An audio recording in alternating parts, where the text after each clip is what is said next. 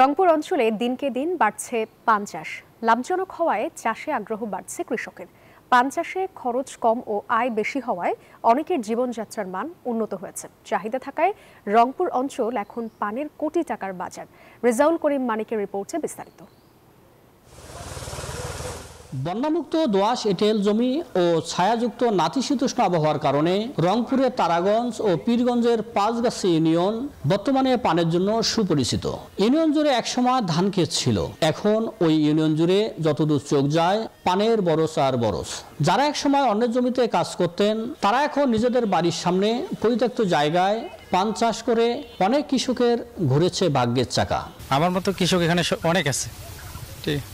তারপরও আমরা এখানে পানের চাষ বিশেষ করে বেশি এখানে রতিরামপুর, ঠিক আছে, আরও অন্যান্য আছে জায়গায়, কিন্তু আমাদের এখানে রতিরামপুরে পান চাষ অনেক হয়। শুধু কৃষক নয়, পানের বরজে কাজের সুযোগ পাচ্ছেন শ্রমিকরা।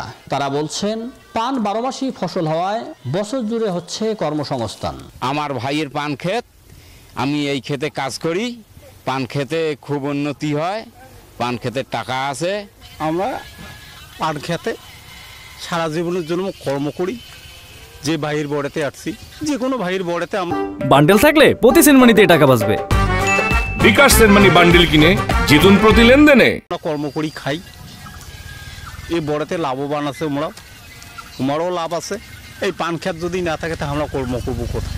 রংপুর কৃষি সম্প্রসারণ অধিদপ্তর জানায়, রংপুর বিভাগের 8 জেলায় 2022-23 অর্থ বছরে পান চাষের লক্ষ্যমাত্রা ছিল 928 হেক্টর। উৎপাদন হয়েছে 3347 টন।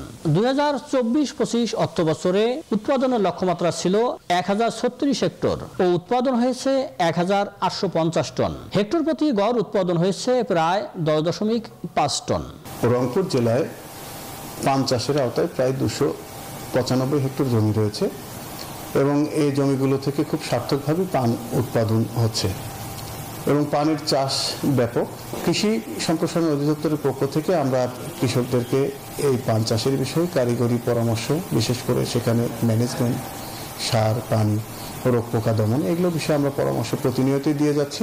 পান চাষটাকে সম্প্রসারণ করা যেতে পারলে আমাদের স্থানীয়ভাবে যেমন চাহিদা পূরণ হবে, পাশাপাশি পান কিন্তু দেশের অন্যান্য অঞ্চলেও আমরা পাঠাতে পারবো। এমনকি বিদেশেও কিন্তু আমাদের পানের বেশ বড় বাজার রয়েছে। সরকারি সহযোগিতা পেলে এই অঞ্চলে পান চাষ আরও বিস্তার লাভ করবে, এমনটাই মনে করেন সংশ্লিষ্টরা। রেজাউল করিম মানিক, নিউজ 24, রংপুর।